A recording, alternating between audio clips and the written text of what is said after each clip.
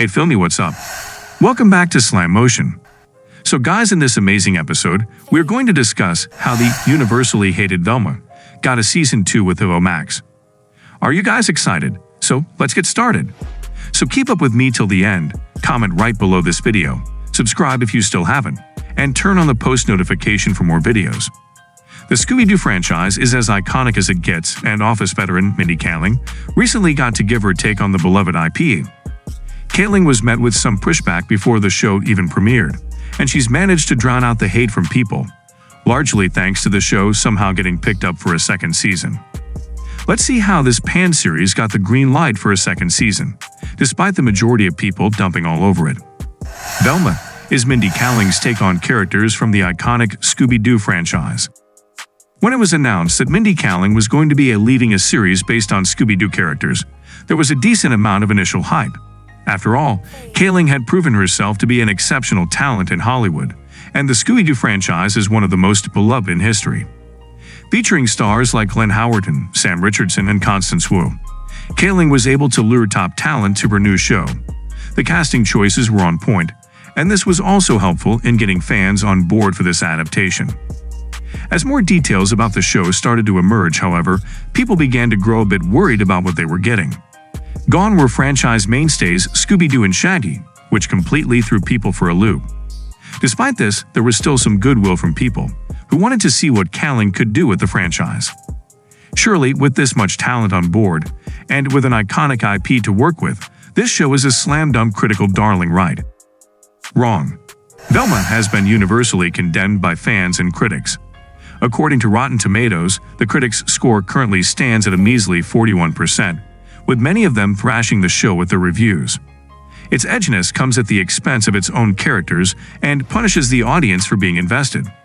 Like a certain Mystery Incorporated member rummaging around in the dark for her glasses, the series is unfocused, confused, and desperately lost, wrote Shirley Live from The Athletic. Well, if the critics hate it, then the fans must like it, right? Wrong again. As of now, the audience score is at a hilariously low 7%, with seemingly everyone hating everything about this show, save for a few people. I truly wish the half-star could be minimized to hundreds.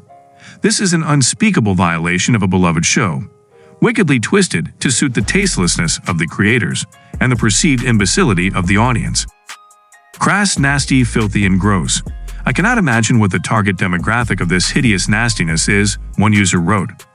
Despite the immense amount of backlash that the show has faced, it has been picked up for a second season. The show was miraculously picked up for a second season, all thanks to the online chatter, and how people hated watching the show. According to Vulture, Velma is reportedly coming back for more hijinkies. The animated series that debuted with mixed reviews is getting another chance to make a first impression. Deadline reported that HBO Max has been working on a second season with Mindy Kaling and Charlie Grandy. Starring Kaling, Constance Wu as Daphne, Glenn Howerton as Fred, and Sam Richardson as Shaggy. The first season followed Velma as she tries to solve the mystery of her missing mother, and well as other missing teenagers. That's right, Velma, the show that seemingly everyone hates, is actually getting a season 2. But how is this possible? Well, the online chatter about the show has certainly helped.